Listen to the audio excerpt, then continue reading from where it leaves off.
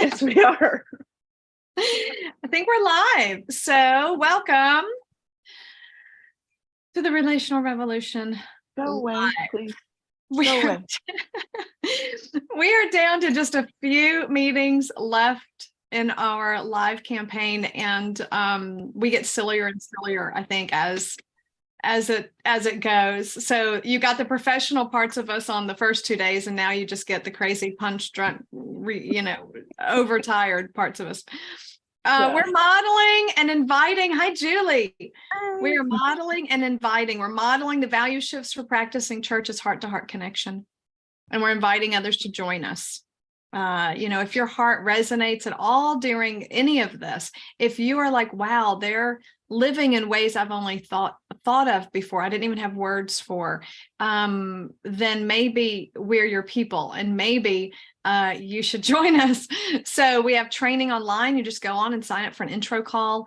You can email us at community@luke10.com. If you want to connect in other ways. And then if you want to help fund this global movement, you can do that on our website or on lk10.com/live. Our website is lk10.com. So either one of those will get you to that place. We are trying to raise $3,000 more in monthly donations, which is huge.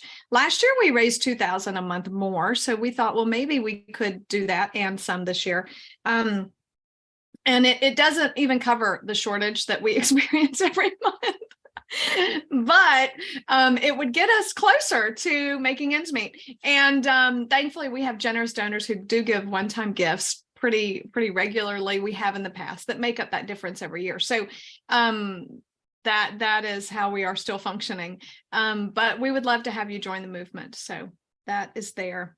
I think that's all by way of Relational Revolution. Now let's orient you to who we are and what we're doing together today. We are another leader team. So if you have been with us at all yesterday, I had one of my leader teams, my Wednesday leader team, and this is my Thursday leader team. So we have intro leader teams.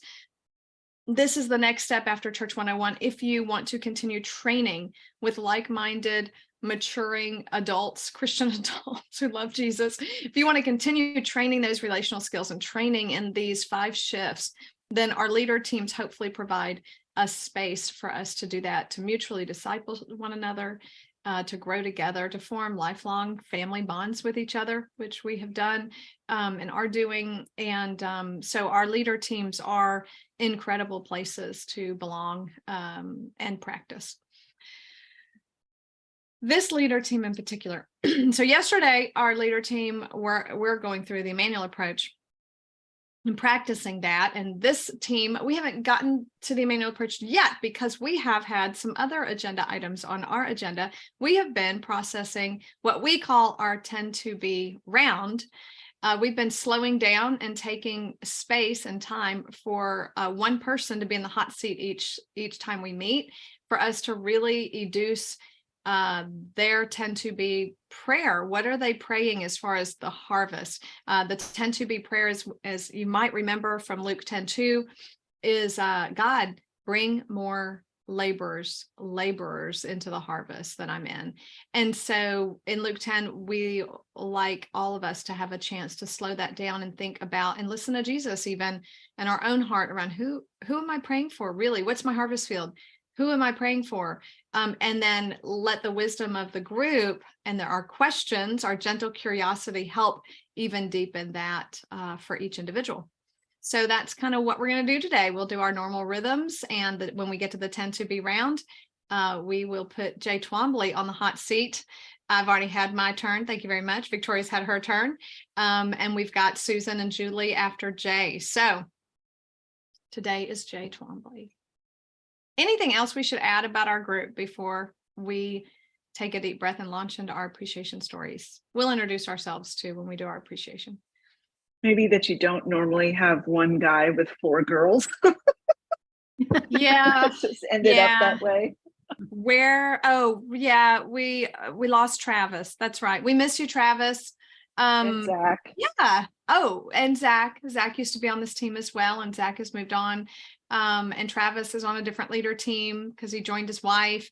So we are in need of some other masculine presence, I guess, or male presence. We have enough masculine presence in the women that run this call. But some other males would be nice.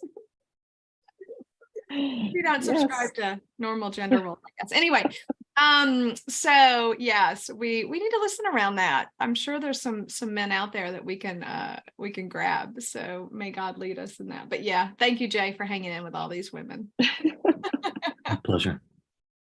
All right, let's take a deep breath in and ask God, what appreciation story do I want to share today for this group, for mutual discipleship, for giving and receiving, for all that God wants to do in us today?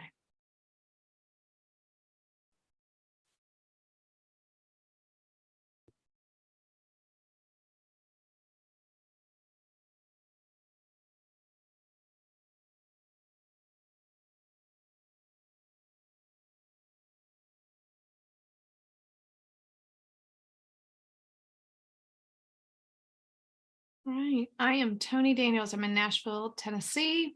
I've been in this leader team for 8 years. And my appreciation story, there's so many, but so I took a minute to go sit on the porch between calls because I just finished the Mission Circle call.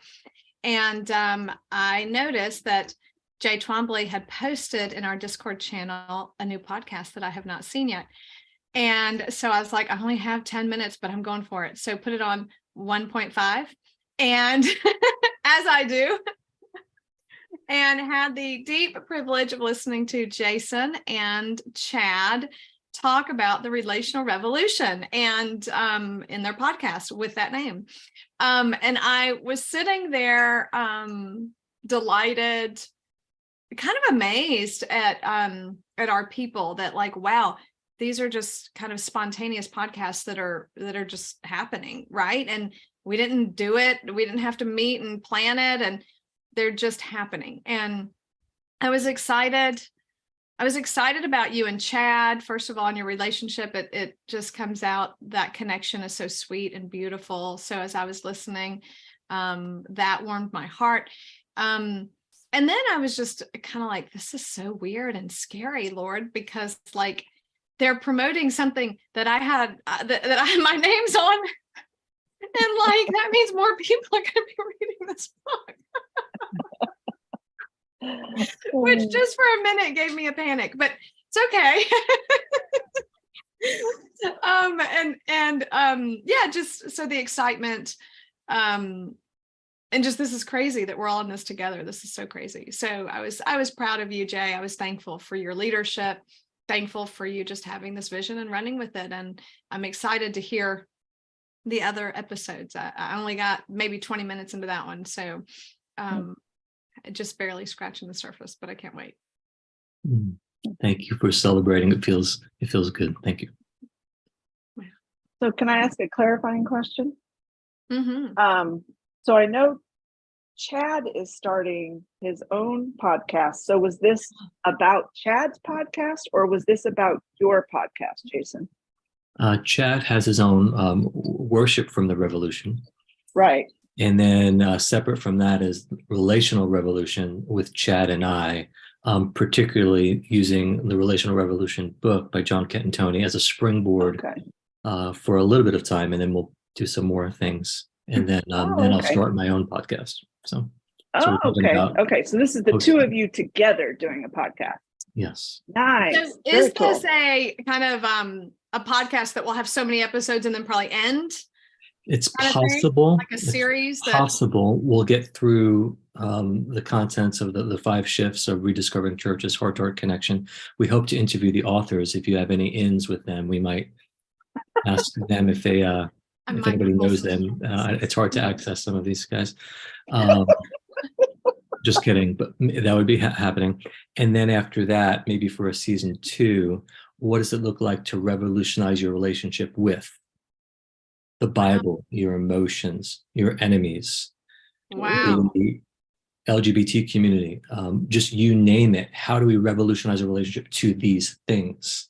because Wow. the church hasn't done such a great job in some of these areas, whatever it might be. And so I hope to have us some sequels to that, and it'll Wow. probably be a deep dive. Wow. Awesome.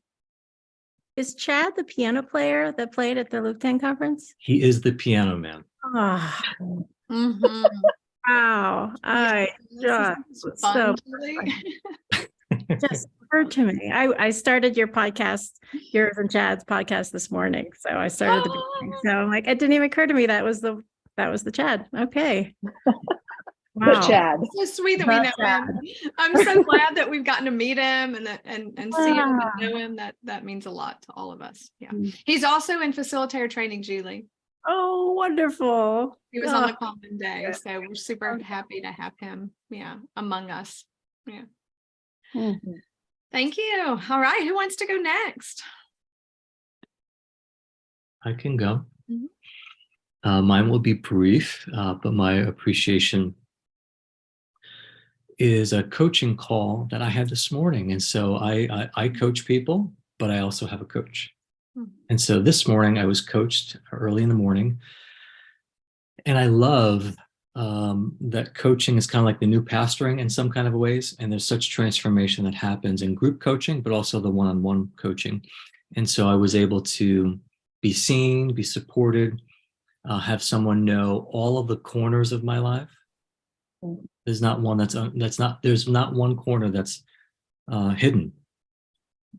And for me, when I coach people throughout the week, I deal with a lot of heavy things, heavy emotions, and interacting with people, and it's a joy. But I'm so grateful to have been afforded this. I've had many coaches, but this particular one is highly transformative for me. And I feel like those spaces in my life where I've missed some areas of development and some skill, I can go back in a safe space and just say, help me as I'm helping others in this really rich setting. So for me, I just feel really supported, really peaceful. For someone older than me, in this case, can help me mentalize and reframe the pain in my life and maybe the thorns that are there. And I transform that into an alternate story. And I can't imagine myself not having that ever. And it's something I wish I would have known about and had decades prior, because I can't do it alone. Alone is hard, together is better. And I'm grateful for the coaches in my life. So I'm in. Thanks, Jay. Any curious questions or reactions? I have a reaction, and that is that, I had a hard time finding coaches most of my life that had enough skill to help. And so Luke 10 has been a playground of really mature coaches for me too. So I'm glad that you have found someone, and even outside of Luke 10 now, I know what to look for. I know how to find them. Yeah. So that's been a benefit for me, for sure.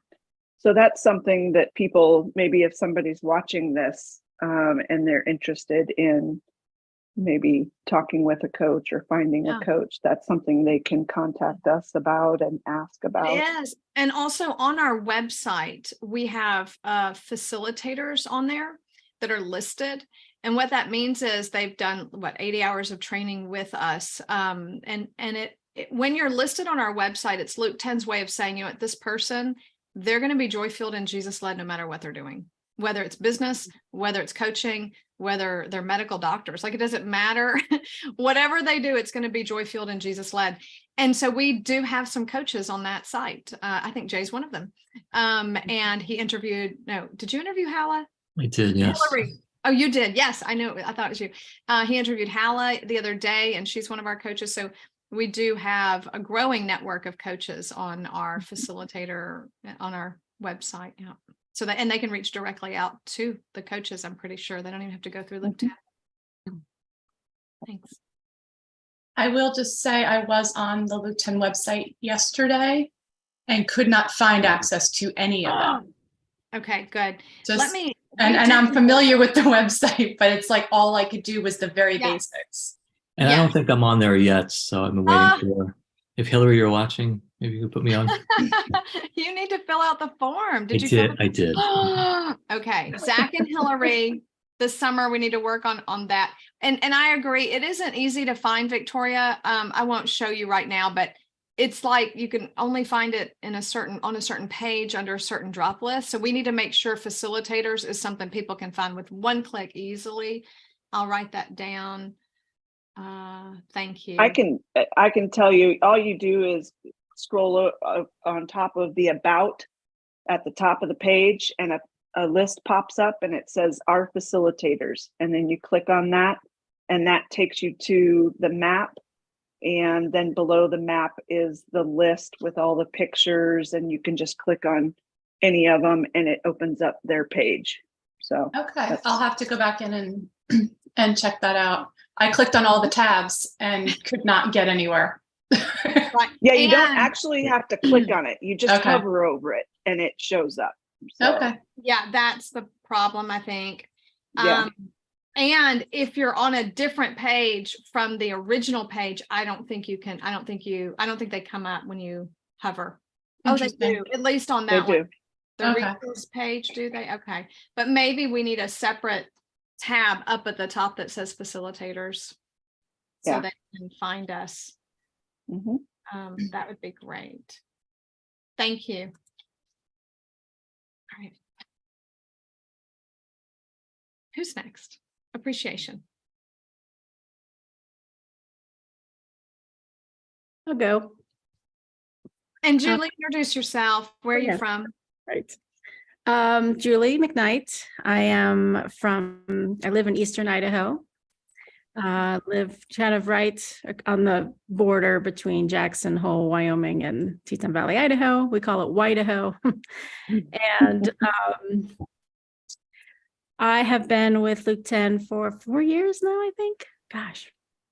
And what I'm really appreciating is, we had a facilitators gathering this week, and it was right over. Oftentimes the facilitators gatherings happen when I'm driving my kids to school or picking them up, and I just generally write it off. Like, I know I won't be fully present, so I'm not going to go. I'm not going to sign up. But for some reason this time I felt like the Holy Spirit prompting me to come and just drive and just listen. And so it was very uncharacteristic for me to show up at all. And knowing that I would, have this conflict. But I was excited to be there because I thought Scott Prindle would be there. He is my local Luke 10, one of my local Luke 10 people. And we went through a Church 101 locally a year ago in March. And so he has started facilitator training along with his wife, Laurie. And I was just beyond excited to see if he would show up, and he did. And then, so that was fun. I think that was appreciation in and of itself. But then towards the end of the appreciation check-ins, there was a new person that I had not ever seen or before, and his name is Mel. And he shared about he just, I guess, moved with his family to Idaho, just 30 minutes from me. And they're also a special needs family. And so I was just blown away because for some reason, the starting special needs communities within Luke 10 has been on my heart, and Jason's too, for a long time. And God just keeps bringing it to the surface, and I just feel like it's time to do something about it. So that was just, it felt amazing. I had to pull off the side of the road to turn on my video and just express my elation at Mel being there and what he had to say. So yeah, I just felt, I was so completely overwhelmed. I truly I was fighting back tears.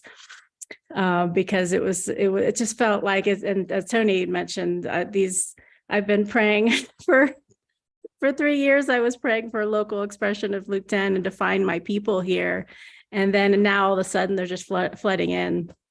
The laborers are coming, they're here, and it's really exciting. And then my local Luke 10 group, not only have we been meeting and going through the rhythms together regularly, but we're starting to do events in our communities to introduce them to Emmanuel Approach. And we're going to have an event at the end of June where we talk about this. We talk about Luke 10 and what it looks like to do family, church as family. So it's just really fun what's happening. Wow. Yeah. Lots of appreciation. That is incredible. It's incredible. And, you know, I think back to 3 years ago when we're crying because there's no one. Right. Incredible. Wow. What if it's coming? What if all of us are going to be experiencing this in the next 5 to 10 years? I think so. I can't imagine. Oh, it's exciting, Julie. Thank you. Thank you. That was a precious moment for sure. Because I didn't even realize he had moved close to you. Oh, it's wild. Incredible. Yeah. Thanks. Susan, you want to go? Sure. So Susan Ramsey in Naples, Florida. And yeah, this morning I am just appreciating once again my grandmother and her generosity. We're in the condo that she has had gifted to us, which is so great. I think back to the last, not even 6 months, like 5 months, like everything's changed. And we are just so blessed to be here. And this morning I was able to donate a bunch of furniture that we're not going to need here in the condo. And I set it up to donate it to my grandmother's favorite charity. So I know she would have been just elated to know that we're giving to St. Matthew's House. And so yeah, just still surrounded by boxes. Thankfully, none of them are in this picture, but they're everywhere else.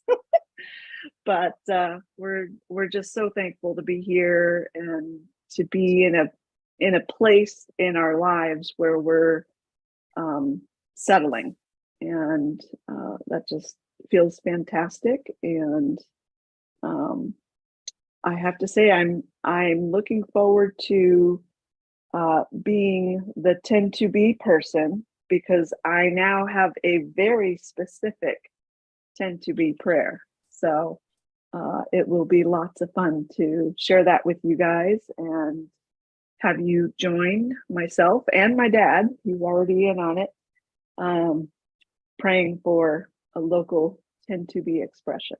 So very nice. Very nice. yeah. That's beautiful. Thank you. And we can share very briefly one sentence, our tend to be prayers today, and then put Jason on the hot seat. That way, Victoria and I can practice sharing articulating our tend to be prayers that we've been working on with y'all, and others can do that. And then Jay will go on the hot seat. Thank you, Susan. I can't wait. Susan, for those who don't know, she's been in an RV for the last year and a half. 2.5 years. 2.5 years, man. 2.5 So it's a years, huge yeah. transition. Yeah. Yes.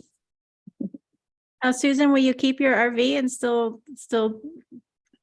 be involved in that culture in any way?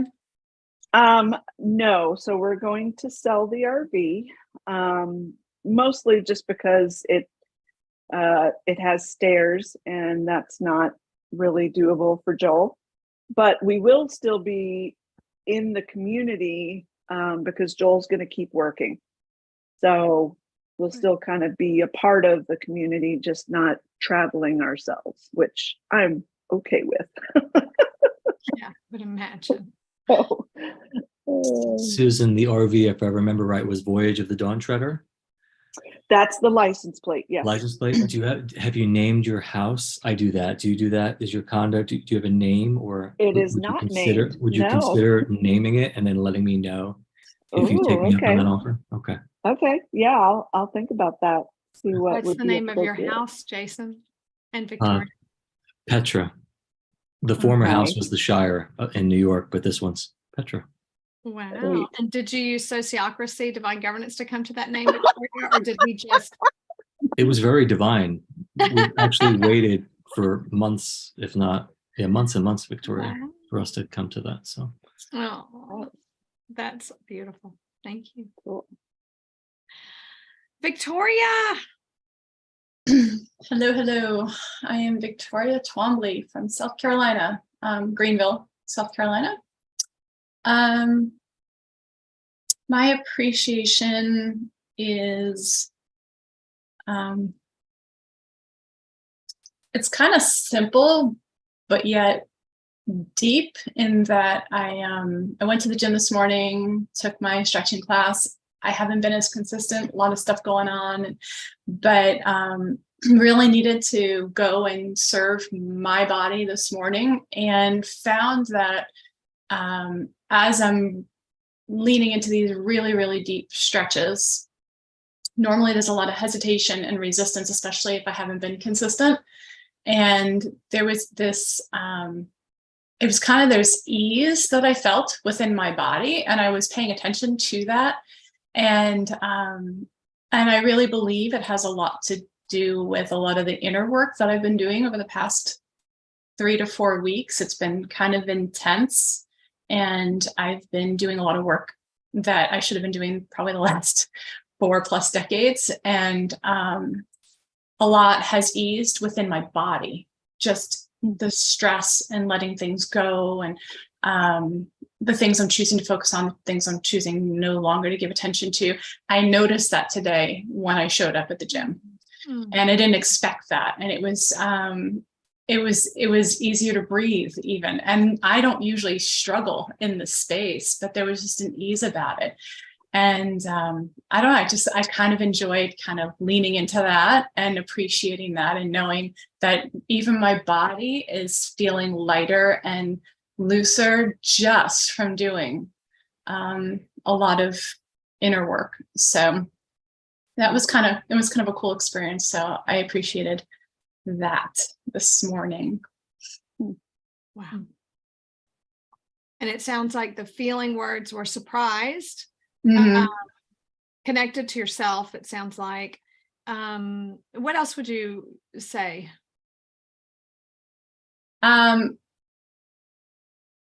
There really was an ease. There's just this ease that I'm feeling, and I've been feeling it in my emotions lately, as well as gosh, I'm trying to think of all these words now. Just mentally and emotionally, I've been feeling it, and I was taking my body for granted, even though I know I know where I hold everything in my body. I usually am aware of where I hold things in my body, but this is the opposite. I've been letting go of things and unblending and doing a lot of deeper work. And so this time I was acknowledging what I wasn't feeling in my body, what had gone away. And that's what surprised me. Because usually I'm aware of, because you feel the tightness, you feel the pain, you feel the stress in your body when you're holding it. And I don't usually feel the ease that I had today, a different kind of ease maybe, but not the one I experienced today. So that was really cool. Wow. Yeah. So I hear the surprise. I'm curious how you felt about the ease when you noticed it, right? But was there anything other than surprise, like proud of yourself, or? Yeah. Oh yeah.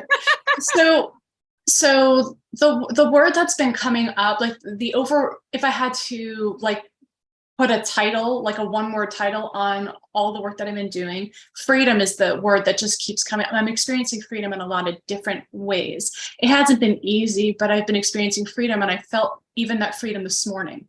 It was like in that ease, as I was able to lean in deeper. Wow. and not feel the, normally I'll lean in and feel my body pushing against me and fighting it. And that wasn't there. Wow. And it just, I felt freedom in a space I wasn't anticipating. Wow. Like Yeah. almost like your body's cooperating with you. Yeah. Like an Yeah. integration, a cooperation, a wholeness, releasing of energy, it sounds like as well. Yeah. And because if I'm not walking around all tense and holding all this stuff in or trying to figure things out, I've taken myself out of the figure it out room, and that I'm not even holding things that need to be released. They're just gone. And so there is really just this freedom, and it's really awesome. Thank you. Thanks Thank so you. much. Man, that's beautiful. Any other questions? I was kind of monopolizing the questioning. Any other gentle curiosity for Victoria? Julie, go ahead. Oh, go ahead. Just to hear from you quickly, Victoria, if you were to go back in your church experience on Sundays, for example, God's moving in your life and heart, how would it have changed your life if they incorporated yoga, stretching, body movement during that time? I don't know how it would work. Would that have changed your life? I think that just having permission to say, hey, you can pay attention to your body and go do yoga, because it's not going to send you to hell, which is what I grew up hearing. It has been a monumental game changer for me, because I ignored my body, and my body was screaming for a lot of things for a lot of time in a lot of different ways. And it just wasn't talked about, and it wasn't encouraged, and it wasn't something that attention was drawn to. And now I give attention to all the things, and I do not neglect my body. And I'm really good at listening to my body now. And if I would have had that years ago, I wouldn't have suffered through a lot of physical illness for decades. And I suffered physically from a lot of illnesses that I wouldn't have had to. I know it would have been different. So yeah. Matt and I personally would love to belong to a group of believers, vibrant families of Jesus, who came together to do yoga as worship. Matt, we went last Sunday together to the Y to do a yoga class, and we came home. He goes, man, that was church. Like you practiced relational skill training, physically with your body, he's like, it just doesn't get better than that. Yeah. And that's part of my tend to be prayer, is to bring all these things that I'm not just doing for myself, but now training in, so that I can incorporate it and teach everyone how to be aware on all the levels, of our humanity, like tapping into all the levels of our humanity and being able to learn how to serve each one of those well. Yeah, it's beautiful. Thank you. Thank you. All right. I think that's our appreciation round. I think we attuned with each other along the way a little bit. Is there any outstanding attunement that you're like, oh, I didn't share this, but I need to share this, that you're feeling right now? Okay. Then we can move into our listening tend to be round. Because our listening round, it morphs and grows, and it goes into everything. So we don't have to do just a listening round. We can actually listen in all of our other spaces as well. So I've talked about our rounds being like accordions, each round. So you can expand it, you can shrink it depending on the needs and the desires of our hearts. And so we've not shrunk the listening round, but moved it into the tend to be round while we're in this the season of accompanying each other, educing each other's hearts, and listening to God together around your space. So why don't we, those of us who are not Jay, just share briefly what we're praying, what our tend to be prayer is, in one sentence if we can. And I really do need to practice. I know every time I get her, Victoria, I'm like, oh my gosh, I didn't do my homework. Why didn't I practice? Why didn't I look at my notes? So as best as we can, Victoria, those of us who should have this down. And I went first, so you think I would really have it down. Okay. I know, right? So I'll try mine, and then it might morph as I look back over the videos and all that, or notes or whatever we have. So I am praying for God to bring friends of my children, parents who want to be part of a vibrant community of faith, who want to be vibrant families of Jesus, that we can connect and nurture our children together. So that's, I had given up hope, and Susan is helping me not give up hope. So we're still praying for that. And then I'm also praying for God to bring leaders locally who would love to engage with church as secure attachment. So that is my prayer. And I'll share a quick answer to prayer, maybe a tend to be answer. I had coffee on last week with Scott Harris with Mission Impact, I think is where he serves with. And it was just incredible. We had so much fun talking. He is an elder. He's, I think, older than me, been in ministry his whole life. And he now coaches nonprofits in how to become emotionally, spiritually, and financially healthy.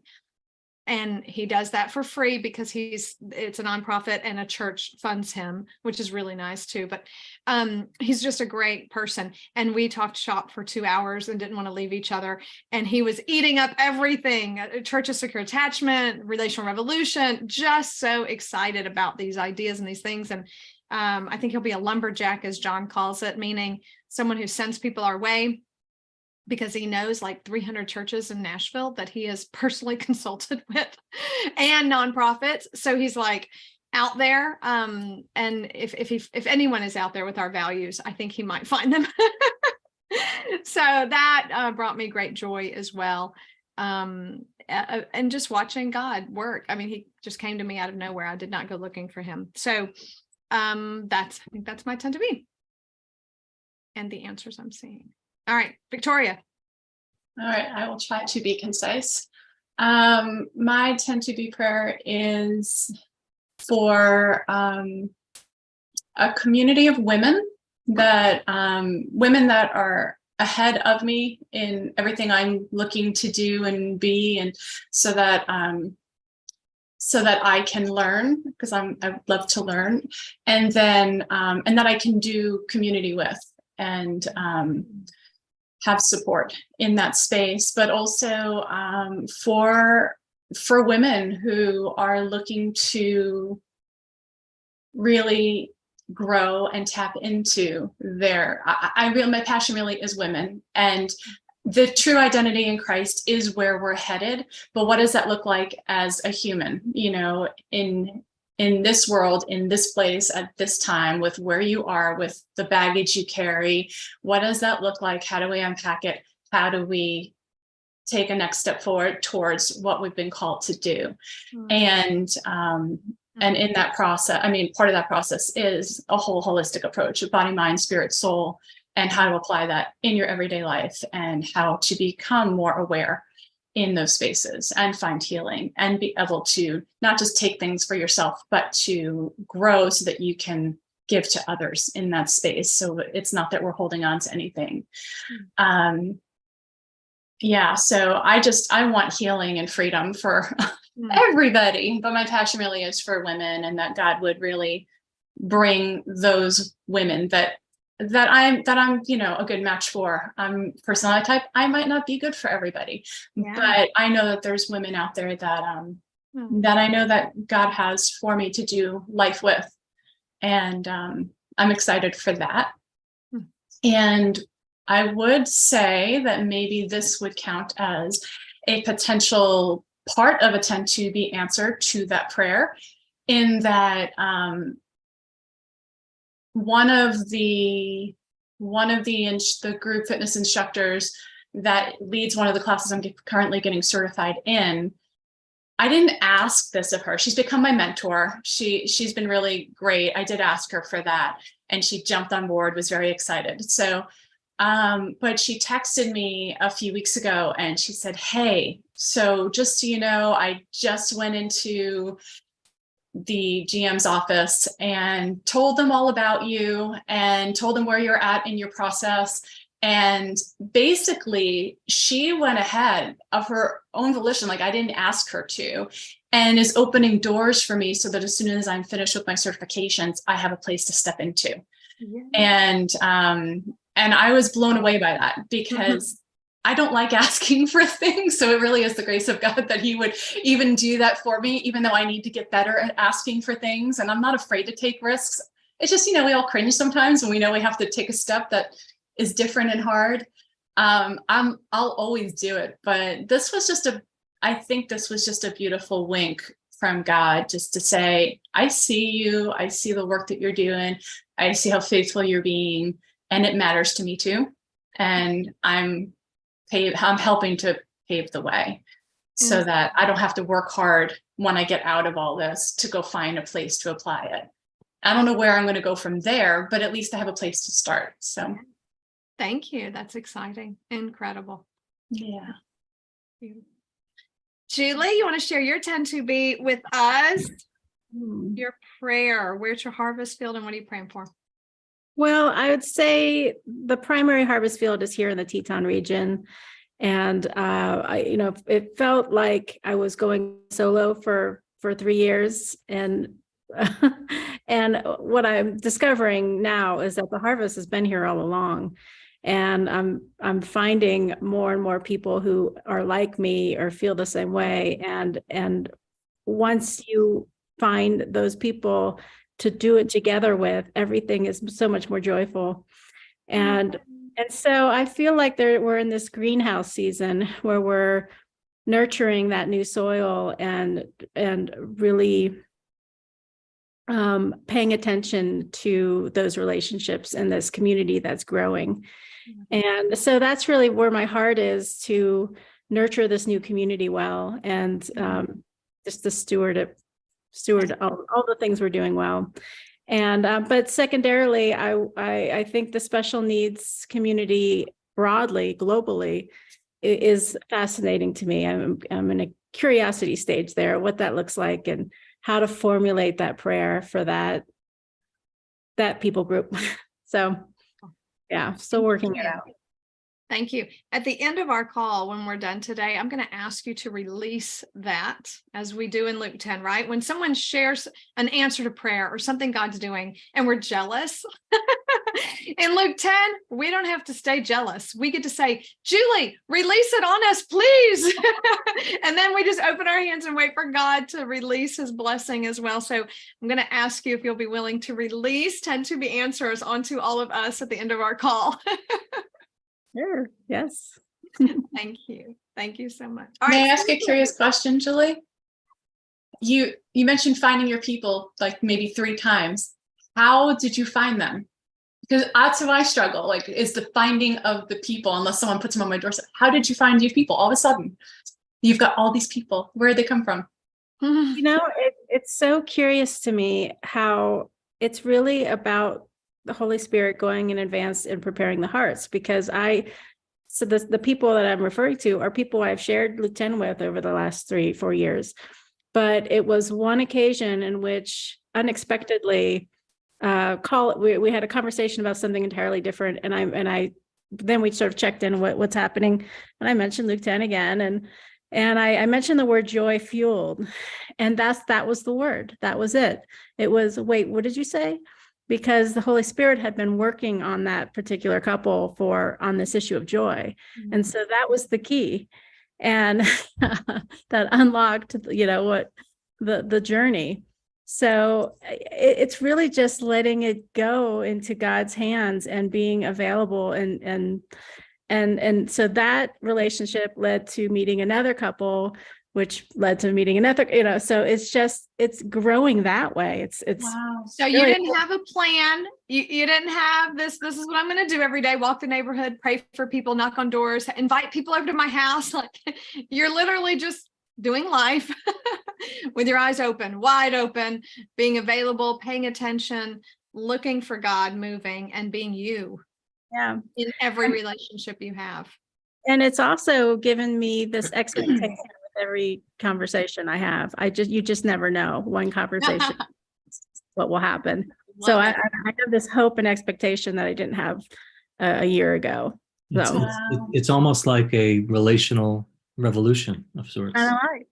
Amazing. How about that? Yeah.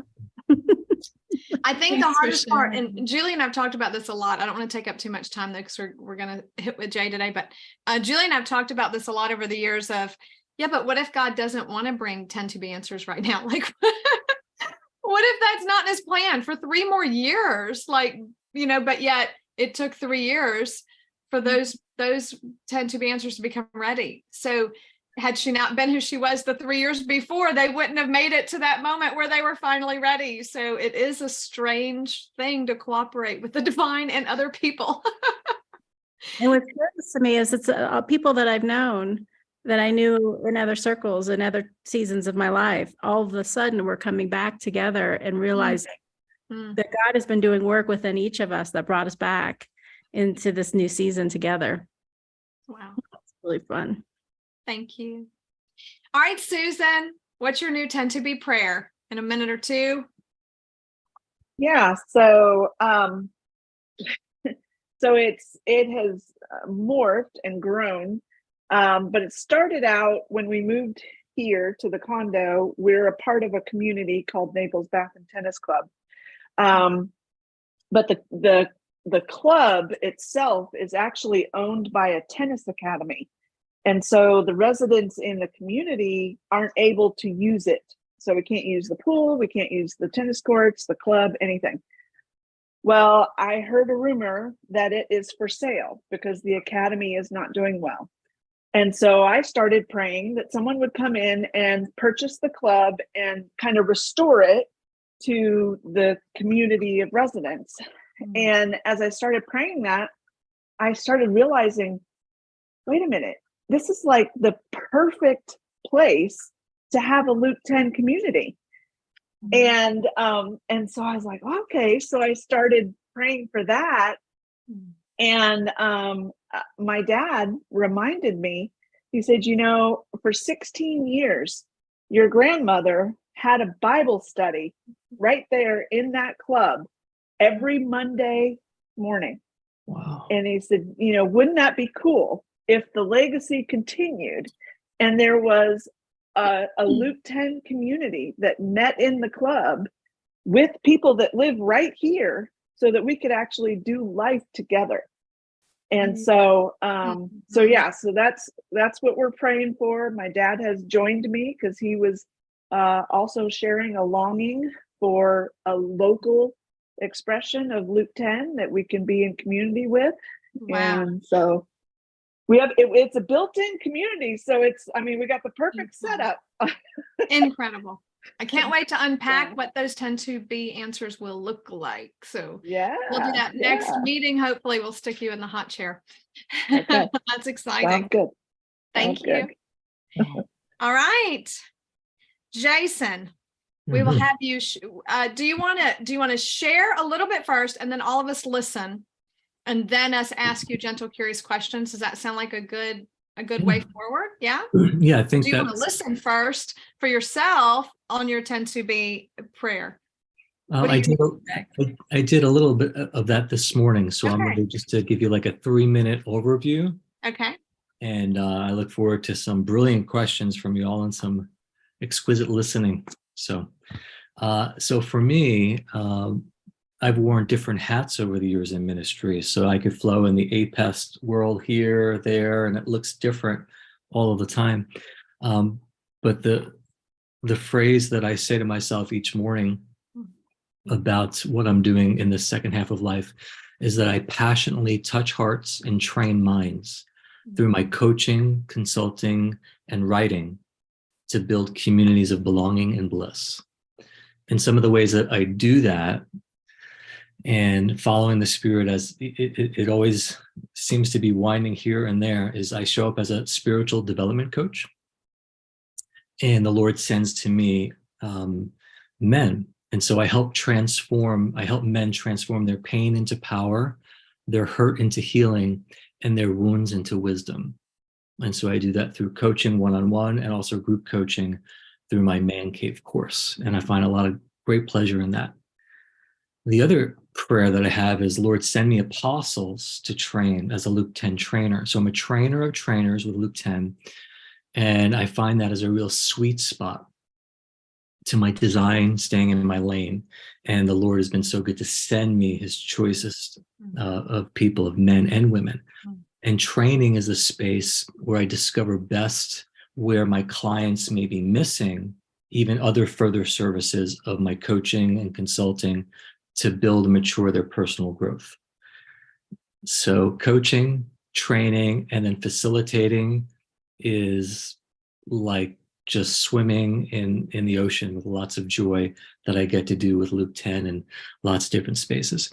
Just two other things that are newer to me to add to the mix is I've had on my heart, and I've shared it with this leader team as well, but I want to build a meditating community, a community of contemplation, a community of Emmanuel meditation, of meditation. And that would be a community of heart-to-heart connection where together we find calm in the chaos. And I want to build a space to reflect, contemplate, meditate, journal, ask brilliant questions, and to get beneath the stormy, frenetic actions of the mind, those thoughts, to the quiet place within. And I really could do that full time. So I really enjoy that. Haven't quite created the full expression of that. And then lastly is podcasting. And so I've been waiting to build a podcast, just started this one. We did our 5th episode, The Relational Revolution with Chad. That's not the one that I wanted to start. The one I want to start is another one called the Take Heart podcast. And so I really feel like there's going to be people that I haven't met yet that I'll help distinguish the noise of Christianity from the signal of Christ. And in this age of deconstruction and the cacophony of what's this and what's that, what's being said, I feel like the Lord wants to use my voice on some of these podcasts to find the signal of Jesus from the midst of the jargon and the stuff of Christianity. And in that, they'll hear him saying, take heart, take heart. And those are the spaces I think that I want to ask the Lord to send me champions. And so lastly, the people that I know that I pray for are champions. C, coachable. H, hungry. A, attentive. M, motivated. That's not my job to motivate them. P, present. I, intentional. O, open. And nurturing. I'm praying for champions to be sent to me. So I know my yes is my yes and my no is my no. So that is a good springboard to some of the people that I'm praying for. What was the I? Intentional. That's good. And I have countries and other things too, places, and so, but maybe that's enough to start with. Wow. But curious questions, clarifying questions, and gentle, curious questions.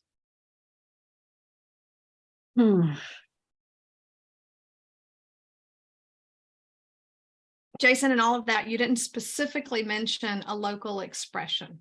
So I would love to hear, I mean, you have Chad, which is super fun in Victoria. Right. So you have, and Chad's wife. So you actually have at least another couple to practice these crazy things with locally, which is more than most of us have. So I'm curious, is that all you want locally? And you're happy to just engage in all those other areas because that's a lot of work already and a lot of life and a lot of relationships? Or do you also go, no, I think I'd love to have a local thing that's a little bigger, that might be more families. Maybe you don't see yourself pastorally caring for it, but maybe you're a part of it. Just curious what that looks like for you when you think of it in the future. Absolutely. Great question. I love to pastorally care for people and move into those spaces, but I also like to activate and to start things. And I don't necessarily like staying in one space for a long time. So I'm a missionary at heart. And so as I might be moving into more of a consulting role with churches and organizations and families, I can see myself equipping spiritual moms and dads here to do what's inside of their hearts, and then also fly to these other places around the world to help them do that and sort of boomerang.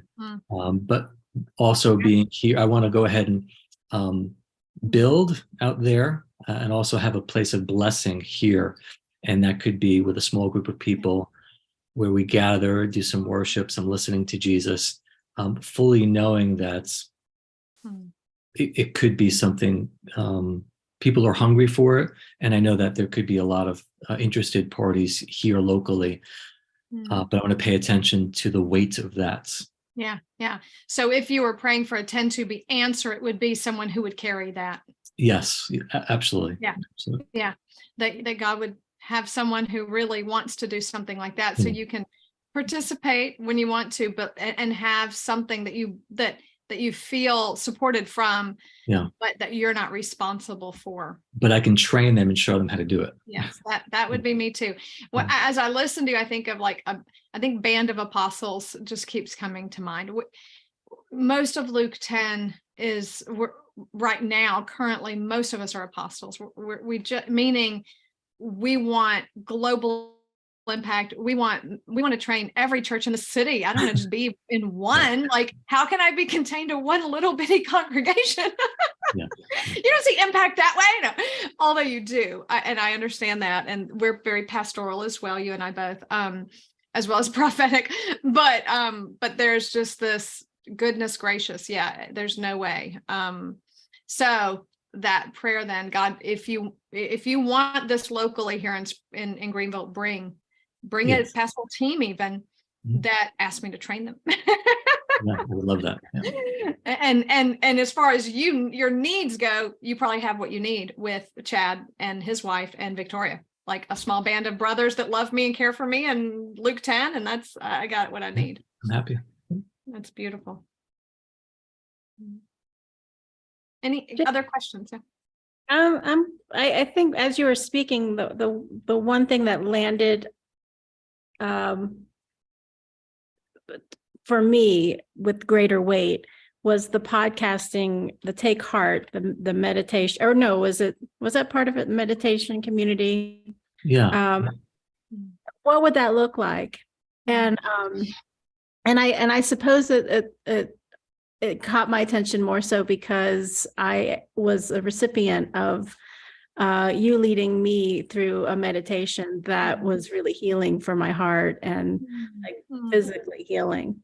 So I'm just curious to know more about what that would look like for you as a podcast, and if you would be open to a video, kind of having a video of some beautiful landscape or something, nature, while you're speaking, but what would that look like?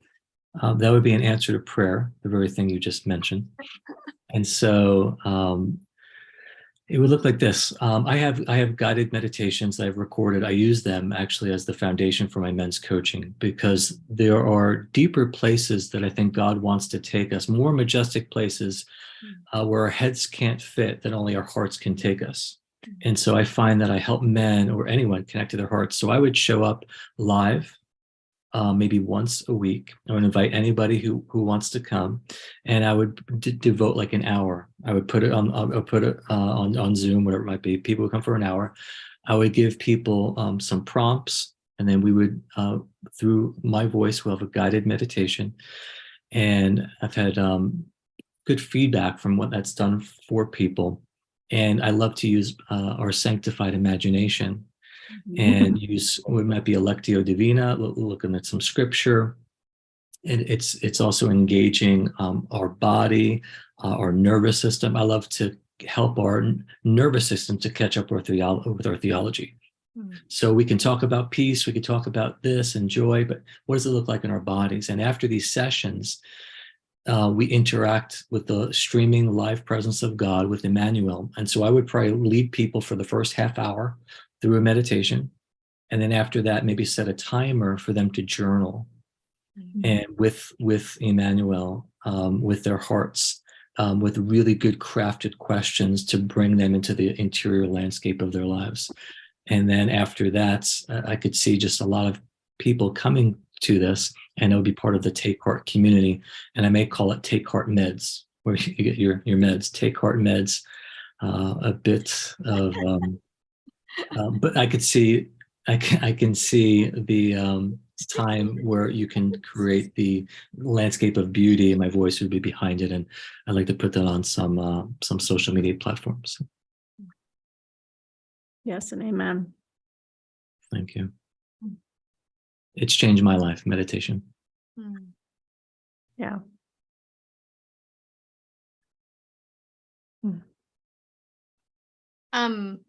Other curious questions?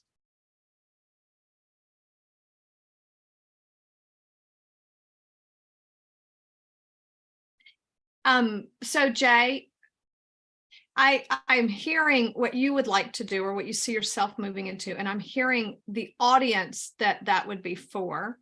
And I'm wondering if there's another group here that are people to help you get from here to here, if that makes sense. Yes. And what those people, what those needs are, who are those tend to be answers? Who do you need to help these things move into fruitful action, communication, whatever it is that you need? Maybe an artist, to do design could be one of them. But what other things do you see yourself needing for you to be able to step into these things that will help that be easier, right?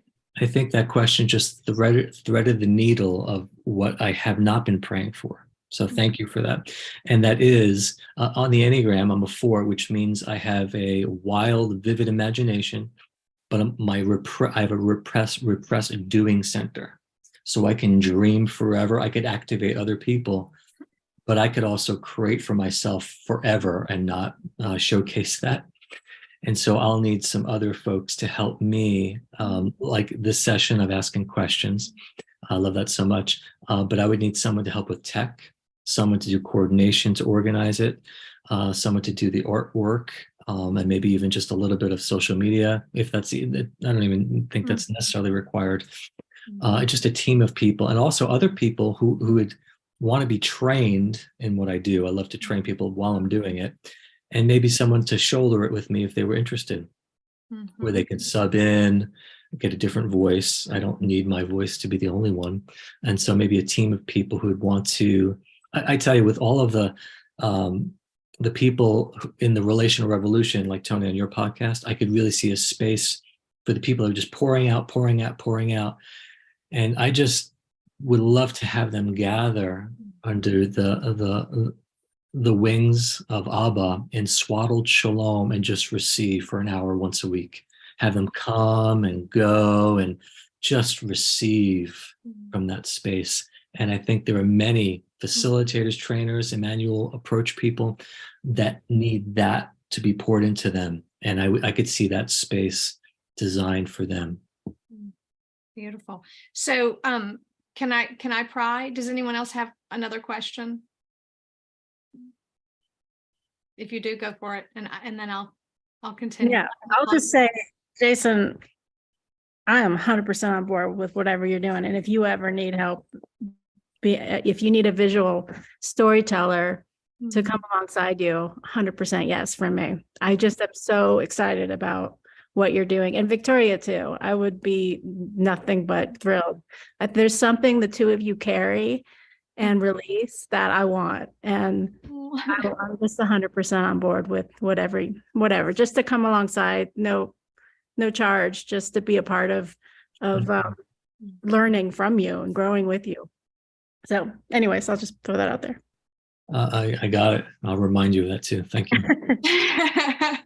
That's beautifully generous. Thank you, Julie. Thank you. I guess my one question is there's a lot. Yeah, there is in that. There's a lot. And so I'm sitting here quietly, it's hard to have curiosity. I mean, I literally live in this space where, I'm in the process with him all the time. So it's hard for me to even come up with another curious question. So it's not my lack of interest. It's like, I just don't even know. However, I will bring one of the common conversations we have to the forefront and say, this is a lot of things. What is the one thing that rises to the top if you had to start to get it going? The rest we can add as we go. Like, what would be the prominent thing? Yeah, I can answer that really quick and twofold. Not to mess with your minds, But the one thing that I want to do, I didn't even mention yet, and that's writing.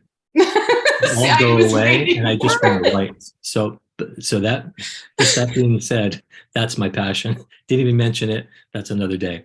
But secondly, the one thing that really rises to the surface when I close my eyes in the secret place with Jesus, I can like John the beloved, I could put my head to his chest and I could hear his heartbeat.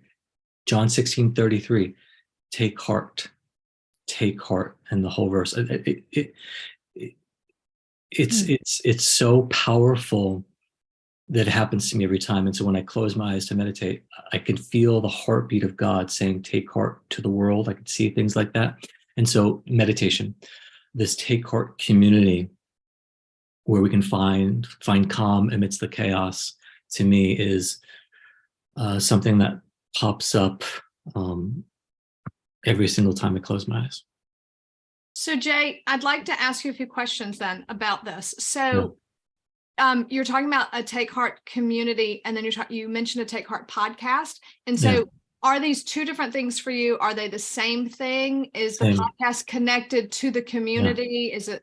Yes, it'll be the same. And I could use a coach to help me present this, whether it's through Substack, where that's a newsletter where you can have, a few things free, have a little subscription. And I need some help discerning that.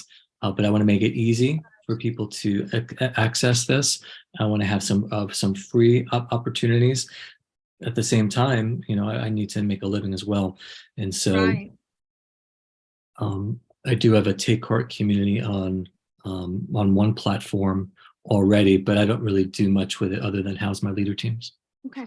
So I'm curious, how did you activate the Relational Revolution podcast so quickly, especially when you weren't even thinking of doing it? How did that happen? Victoria, the only way a thing's going to get done with a 4 is if you have an 8 come in and do it for them and get it going and invite them into the process. I mean, I wasn't going to say that. I was. But it is so true. Literally, you can't ask. You just come in and you do, and he jumps in and he'll participate. Here it is real fast. Holy Spirit tapped him on the shoulder, asked me to do this, just do this and I'll start. Anyway, so I'm like, yes, I'll do this podcast now and this one also. And then I mentioned it to Chad. He's like, yeah, let's pray about it. That I prayed about it. The Lord's like, yes. We meet for an hour or two outside of my patio. We formulated the whole season or 2 seasons within an hour of incredible collaboration. So an Enneagram 8 is my friend. Okay. So I'm going to say that your main I am observing. I'm not going to I don't pronounce this. I'm observing that it seems to me like your 1 10-2-B prayer, if you had one at all, would be for an activator. It doesn't have to be an 8. 7s activate, 3s activate, 1s activate, and 8s activate, right? But you need an activator. Someone that, just like Chad, obviously you can't activate everything with Chad, although maybe he wants to activate everything. I don't know. 8s can do a lot. But I would say, if I were you, I would be begging God for an activator to join me in Take Heart. Who is my Chad for Take Heart? And how, and then keep your eyes open. Jesus, God, bring me a Chad for Take Heart. Bring me an activator. Bring me somebody who can help me implement what's the vision you're giving me, right? Yeah. Because otherwise it's not going to happen. It's going to stay in your realm of ideation and be thwarted, right? Yes. I would say that about your writing as well. That God would bring you someone who you can collaborate with in your writing that would give you enough structure and enough accountability, and then be able to get what you've written to publication, or at least get it into, a completed offering, or get you with a publisher, right? Like someone who's like, Jay, let's just present this to several publishing companies and get you with a publisher, because then you'll have some deadlines and you'll have to meet them. I need them. But if that's not who you are, right? Yeah. That's what you need. You need that person or people, might be various different people, just like an artist just stood up and said, well, I'll help you with the art. Wow. Okay. You need, maybe it's various people, but that's where I would focus your tend to be praying if I were you. That makes sense. Yeah, I resonate with that. Brilliant. Thank you. So what do we call these people? Activators? What do you want to call them if we're I praying? think that's a you? powerful word. It's a really powerful word. Yeah, Right. love it. So God. But I also heard you say earlier that you activate and ignite people. So I how do. what's Yeah. the distinction between that side of you and what you're looking for? Yes, I would say this spiritually, in my spiritual development coaching, I can catalyze and shift worlds and atmospheres and activate realities there. In this space, it's hard to do that on my own, and I'll need someone to do that for me. Physically. Physically, yeah, in these things we're talking about, no doubt. Good question. Yeah, I'm like that too as a 4. I'm like, I need an activator too. And I think I'm adding as part of my 10-2-B prayer for me, that for him, because his wife has been trying to play these roles and she can't like straddle her 10-2-B prayers and be the answer to his 10-2-B prayers. So when you jumped in, Tony, and were like, this is the space, I'm like, yes, freedom at a whole new level. Isn't that the truth? Oh, isn't that the truth, man? Yeah, but he shows up very excited and prepared for, like, Chad runs, he's showing up and doing all the things that Jay essentially hates to do, right? He doesn't enjoy doing, and that steals that part of the joy. And Chad's showing up like, all right, I got this. So then Jay gets to show up really just offering what he what he is designed to do. And that's where the sweet spot is. And this is the first time I've actually seen in our little over 5 years together, the first time I've seen someone actually come in, swoop in, and like just not even offer, again, to say, I'm going to do this. And in the collaboration, you just got to bring you, and that works. That there's no hemming and hawing or stress or anything. It literally flows. I haven't really gotten to see it to this degree in the last 5 years. Yeah. And so to think that could happen, even for any of us, honestly, we all have that particular need. It might look different. It might not be an activator. It might be a different kind of support, but we all have that space that we can't fill for ourselves. We just can't. And so for Jay, it's an activator. I kind of think I might need to clarify more what mine is for me, but I know that I have those sluggish spaces because it's not what I enjoy. So to have that activator come in for you kind of just activated something in me, the idea of that. Wow. Because it's the possibilities. It's been explosive with the podcast, The Relational Revolution. You guys have you've put out so much in a short period of time because no one's carrying all the weight. You're both bringing equal parts of what you do. Yeah. Thanks, Victoria. That's powerful. So Jay, if you had to think about, I'm going to just name these. You say you do coaching, training, facilitating. You've got this other podcast, but this meditating community and this Take Heart podcast seem to be what's a driving passion, I would say, and maybe not, but that's what we've kind of been discerning together, it sounds like. Yeah. Who all these things are for, your champions, and you're praying for them. What type of activation or activator do you feel like you need? And maybe it's different ones in each space, but if we just focused on the meditating community and the podcast, what's your, what do you feel drawn to do first? Is it write a book? Is it start the podcast? Or is it start meditation communities? Or maybe it's a blog?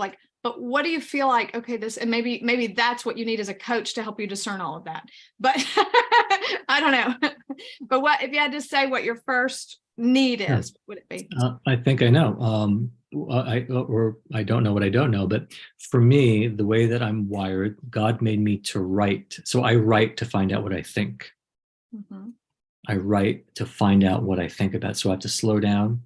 And so if I had some sort of a Substack newsletter, I'm using that as an example, from that place of writing, the inkwell of my pen, it flows into meditation, contemplation, and then from that one explosive creation will come the podcast, and I can just, it starts from that place.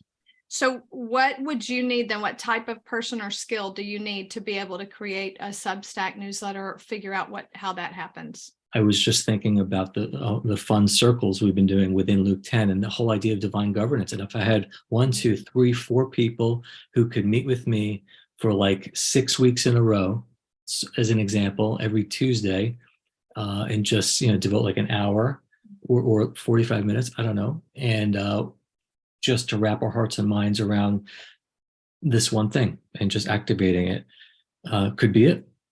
Okay, but who are those 4 people? What are they gifted at? What do they know? What knowledge do they bring that you don't have, that you need, or skills?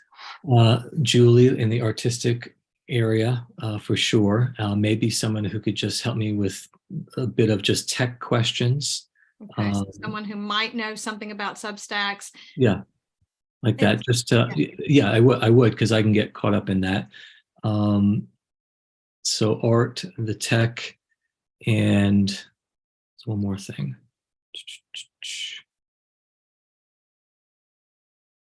That would be a good start.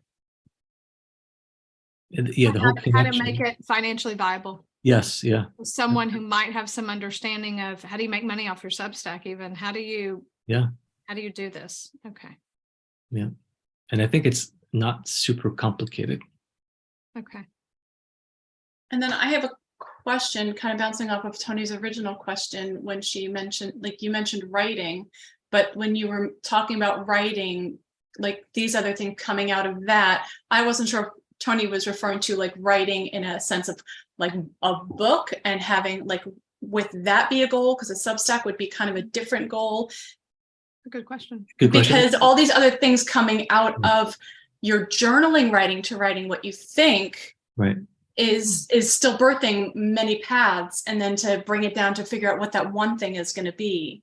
I got it. Good question. It sounds like 2 different things. Yeah, well, I'll coalesce it with this answer, hopefully.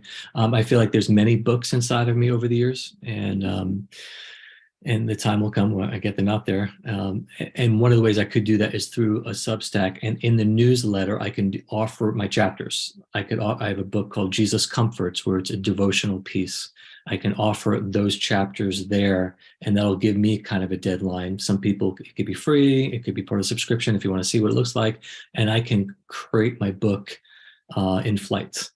And so I think I could be doing that within the same context. And then, as Victoria knows, once I start a streak, it's hard for me to unbreak that streak. And so I just need to get a streak on this particular writing flow. And then would it be too much to suggest or assume or whatever, think that maybe as you release a chapter that maybe your meditation would line up with that, so that everything, so you're not having to create a different thing here and a different thing here and a different thing here, but that everything's connected? Oh, you know me, I can only do one thing at a time. So that would make sense. It would be connected to one theme probably. It's good. What's the one thing that you can start doing right now, even though you don't have that team? For sure, praying over the different matters that we talked about.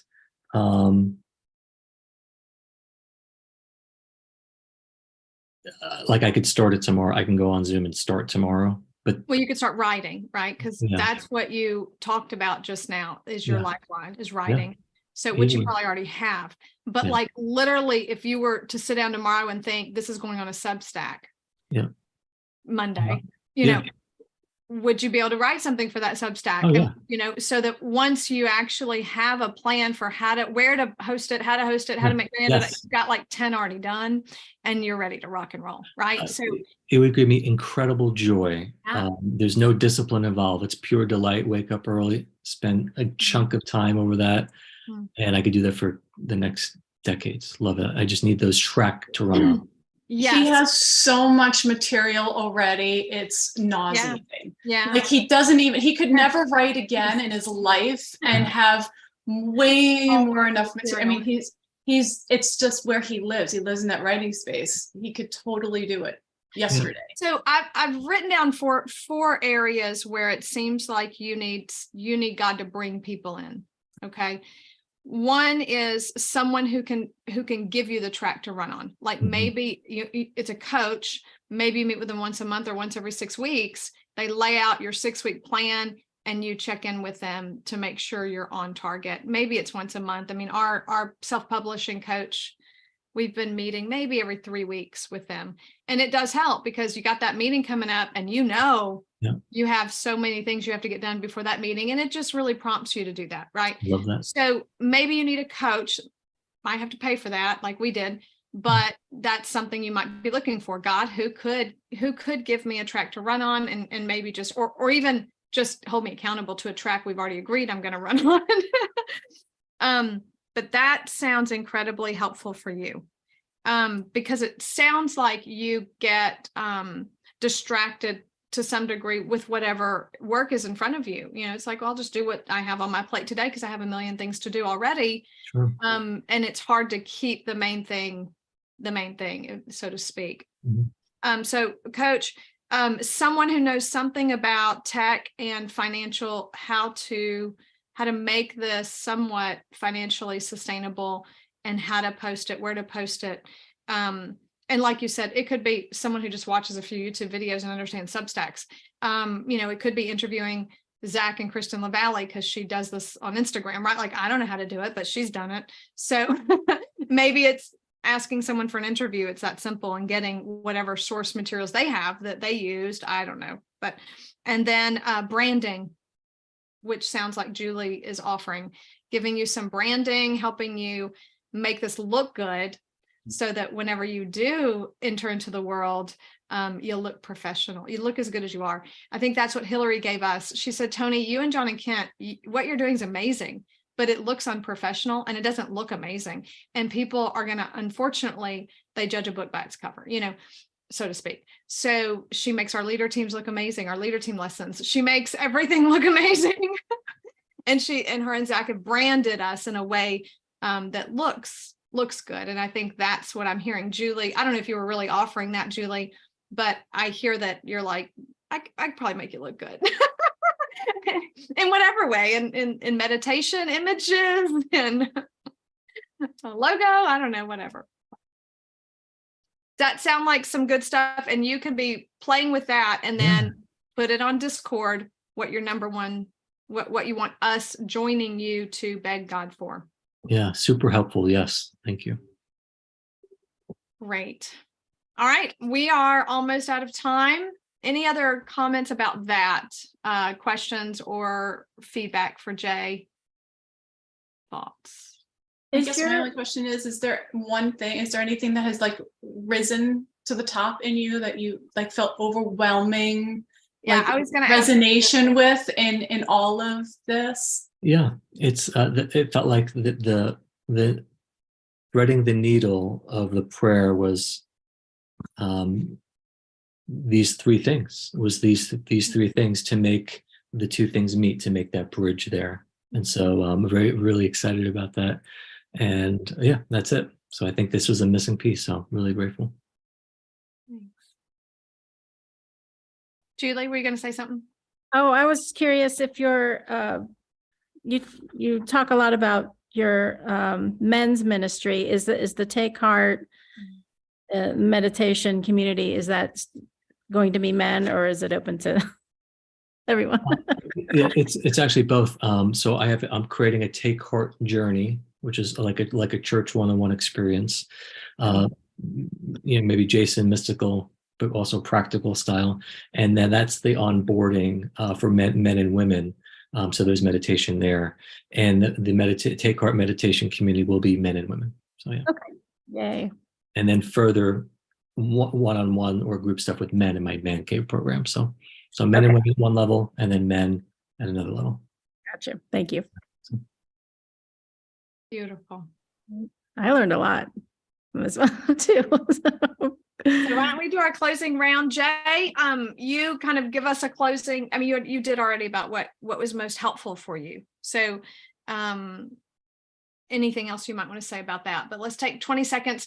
And Julie, if you could pray and release God's blessing of 10 to be answers in these areas for Jay, and in all of our 10 to be answers that we're begging God for. And then we'll do our closing round. How does that sound? Mm-hmm. Sounds good. You want me to start, or we just As soon listening? as you're ready, we can listen for like 10 or 15 seconds to our closing, just so we have that ready, and then pray.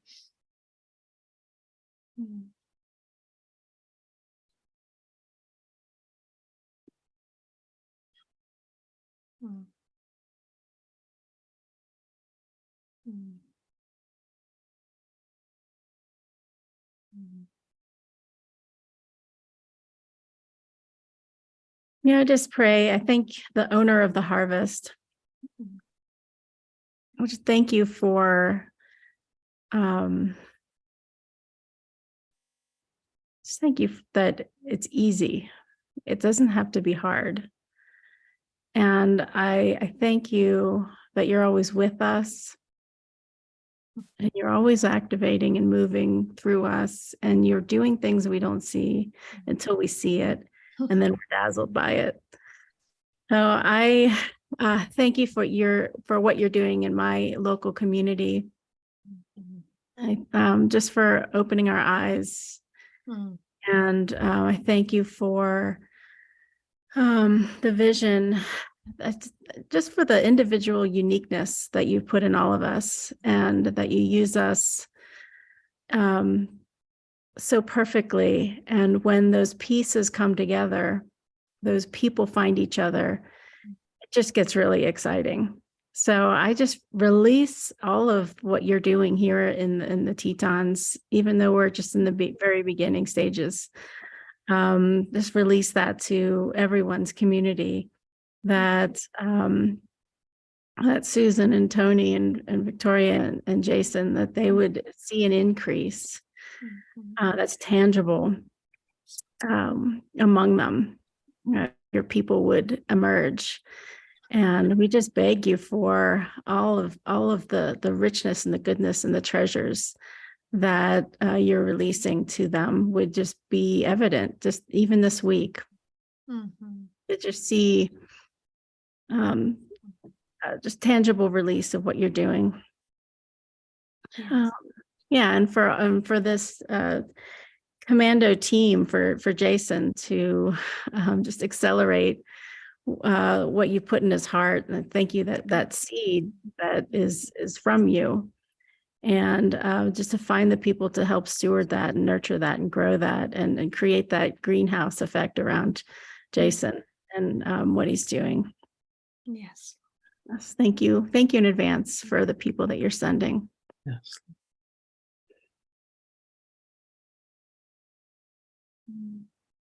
Amen. Thank you, Julie. Thank you. Thank you. Takeaways. My takeaway is, Jay, I just see you so full of wisdom, riches, to offer the world. I mean, everyone who would receive from those riches. And I'm thinking, handmaid's the worst word probably, but midwife. I know y'all Call the Midwife, but I just feel like you need a team of midwives around you to birth these things into the world and nurture them with you and pay attention to them. And so, yeah. Anyway, I'm taking the fullness of you, and then I'm picturing this birthing team around you. May it be so. Thank you. Yeah, I just celebrate you, Jason. I celebrate your design. And I was reminded, when I was started listening to your podcast, how so often you'll say things I have to go back, like, wait, let's go back a couple times just to hear the way you put words together. It's just beautiful.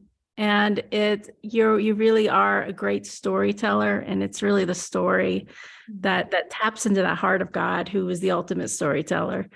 And so I thank you for your ability to put words together that are so meaningful. Thank you. Yeah. Yeah. Bless that journey you're on. Thank you. I guess I'm taking away, I'm encouraged just by being able to sit and witness, we share a life, a household, been in all the details. And it's a relief as well as fun to be able to watch the others kind of dream around it with him. And instead of being so deep in it, to actually sit in the observer seat and to be able to see that, okay, you don't have, because I'm so highly capable, I don't have to do all the things. And that people are suggesting, well, there are other ways and there are other people, and seeing possibilities, and even like his face light up in the fact that there's possibilities, and to be able to sit as an observer to that, instead of being in the figure it out room trying to figure out how we can make it happen. I'm like, oh, right here, just on this call, there was a community that entered in, and I actually got to kind of sit back and breathe through it and observe it. And that was really powerful for me, because I don't get to fully witness if I'm in it. I can, but there's limitations. I felt like I was able to more fully witness it today. So there's a lot of gratitude around that. So glad. Thank you, Victoria. Susan. Yeah. I really appreciated, Tony, when you kind of stepped back and started helping Jason kind of outline, what do you need to do this? And it became apparent that, yeah, Jason does need somebody to come alongside and help him while he's being fully him, help him to see these things through. And I just loved how that worked out, how open Jason was to it. Like, yeah, I know I need that. And so I think that was I know you weren't trying to do that, but I think it was a perfect picture of coaching, just kind of hearing what he's saying and then kind of helping him think through, okay, what do you need to do that? What's necessary there? So it was just really fun to kind of see you put your coaching hat on and step into that. And then obviously how open Jason was to, yeah, that is it. I accept that. And I agree with that. So, yeah. Thank you. It's beautiful.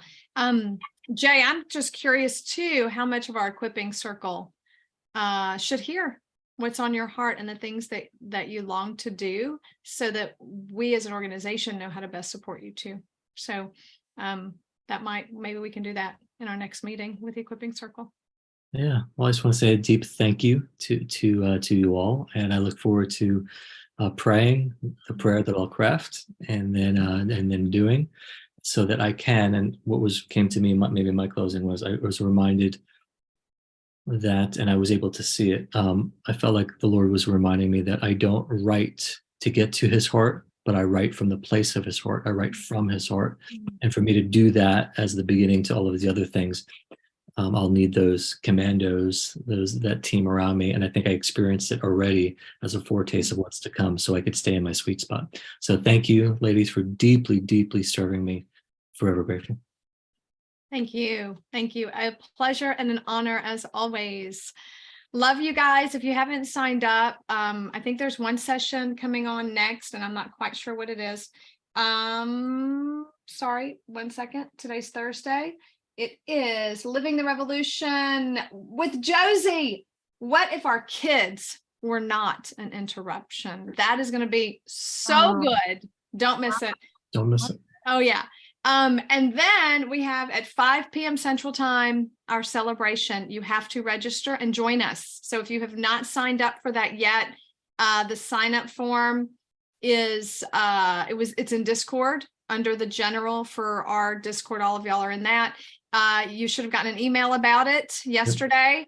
I'm sure you can find it on my Facebook page, on my Instagram as well. So go find your sign up so you can be a part of our celebration after hours. There's new people that I don't even know that have signed up. We have like 16 as of like 3 hours ago that had signed up. So I even checked it recently. We're capping it at 30. So if you haven't signed up, do so. I look forward to being here with everyone at that time. Talk to y'all soon. Love y'all. Thank you. Bye, guys.